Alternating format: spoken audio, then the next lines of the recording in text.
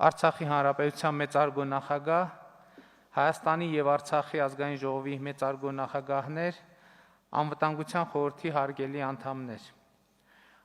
Այսօր տեղի է ունենում Հայաստանի և Արցախի անվտանգության խորհուրդների թվով 4-րդ նիստը, և սա այլևս հաստատված մի ձևաչափ է, որտեղ քննարկվում են Հայաստանի և Արցախի անվտանգության օրակարգի ամենատարբեր հարցեր։ Այսօրվա նիստը պայմանավորված է նրանով, որ Արցախում ձևավորվել է նոր իշխանություն, անվտանգության նոր խորհուրդ է ձևավորվել, և մենք կարևոր ենք համարում, որ Արցախի մեր գործընկերները հնարավորինս արագ ներգրավվեն այս աշխատանքներում։ Նախ թույլ տվեք Արցախի անվտանգության խորհրդի բոլոր անդամներին շնորհավորել նշանակման կապակցությամբ։ Հայաստանի անվտանգության խորհուրդը նույնպես նոր անդամներ ունի, և նրանք նույնպես առաջին անգամ են մասնակցում այս ձևաչափով քննարկումներին, և նրանց նույնպես շնորհավորում եմ այս առիթով։ Այս համատեղ նիստի ընթացքում կարևոր եմ համարում մի քանի դիտարկումներ կատարել հարցերի 3 խմբի առնչությամբ, որոնք ես պայմանականորեն կսահմանեի որպես բանակցային գործընթացին Արցախի մասնակցության, բանակցությունների բովանդակային հատվածի հանդեպ մեր մոտեցումների և խաղաղ գործընթացի միջավայրի հարցեր։ Անցած տարվա դեկտեմբերի 23-ին մեր համատեղ նիստի ընթացքում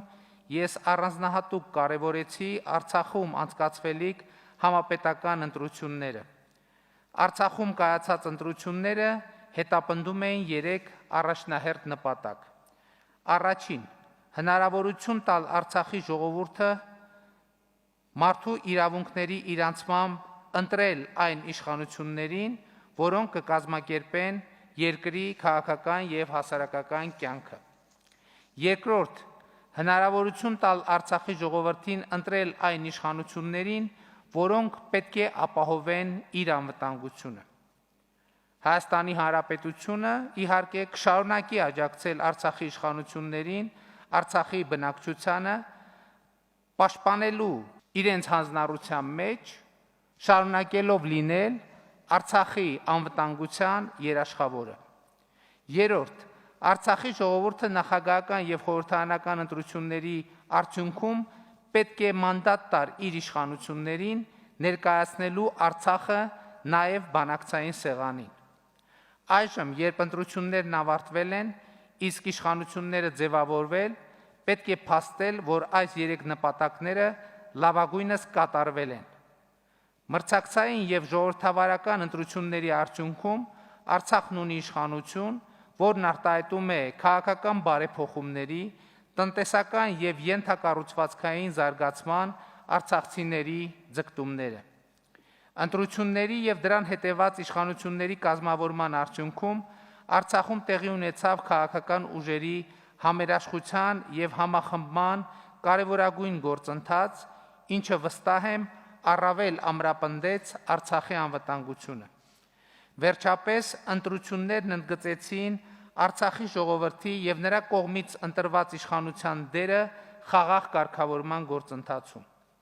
Ակնհայտ է, որ առանց Արցախի իշխանությունների լիարժեք ներգրավման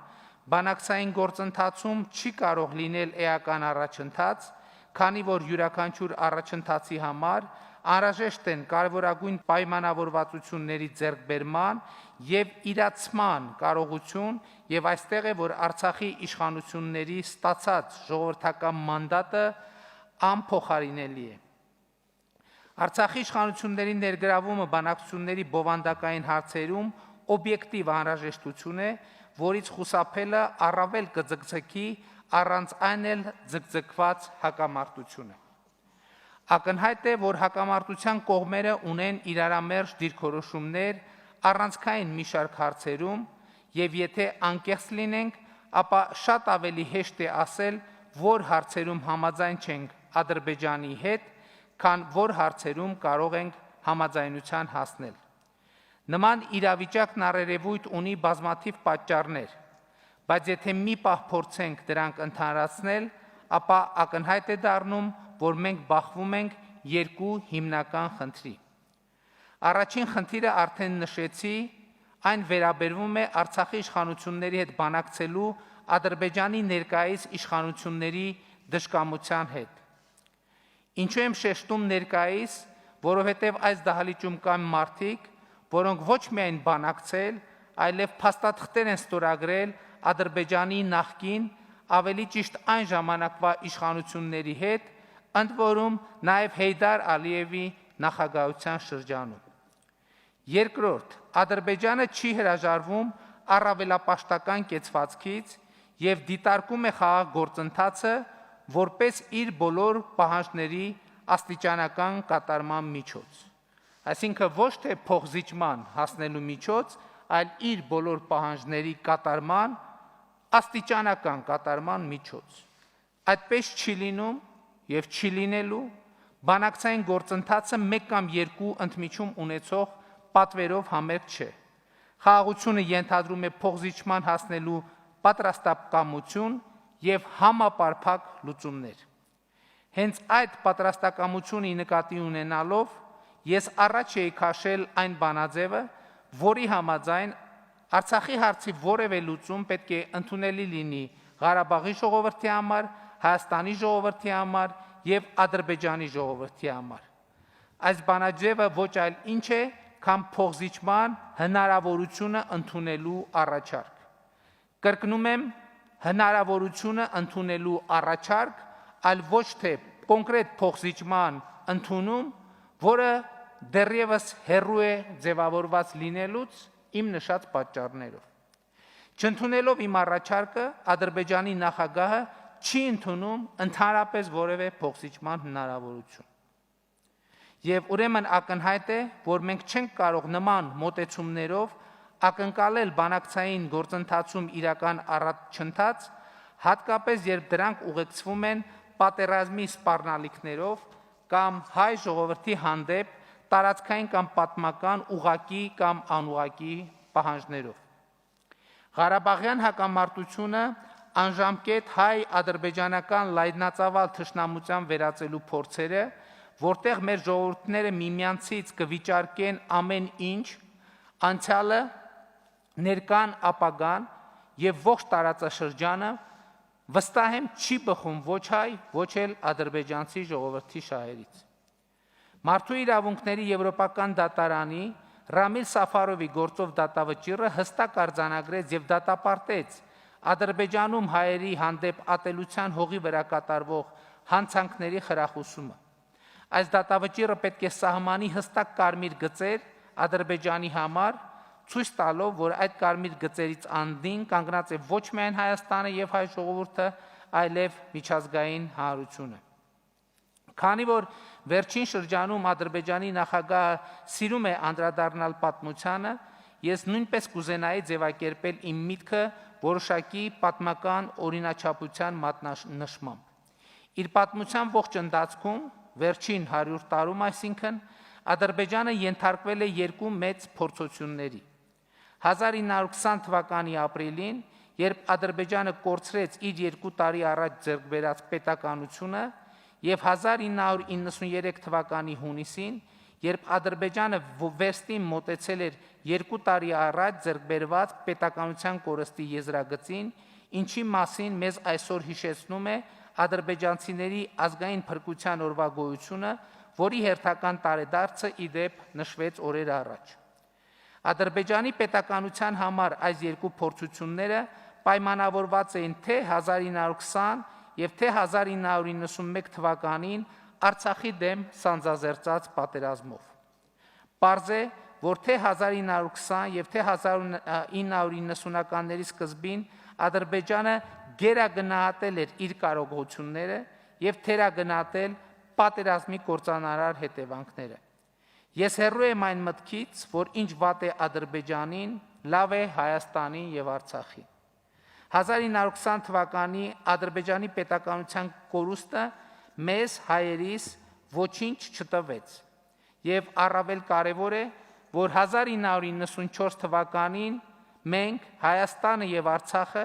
կարողացանք Ադրբեջանի հետ մեկտեղ հրադադար հաստատել և վերջ տալ պատերազմին և կայունացնել իրավիճակը տարածաշրջանում։ Հայաստանի և Արցախի միասնական անվտանգության համակարգը առավել քան պատրաստ է պաշտպանելու հայ ժողովրդի անվտանգությունը մեր հայրենիքի յուրաքանչյուր հատվածում։ Ուժի կիրառումը անհետևանք չի մնա եւ դրան մշտապես կտրվի առավել քան համարժեք պատասխան թե ռազմական, թե քաղաքական հարթություններում։ Սա հասկանում է նաև Ադրբեջանի նախագահ Իլհամ Ալիևը, որը ըստ էության ինքն իրեն դրել է փակուղու մեջ։ Ավելի քան 15 տարի նա սեփական ժողովրդին խոստացել է ռազմական ճանապարհով լուծել Ղարաբաղի հարցը,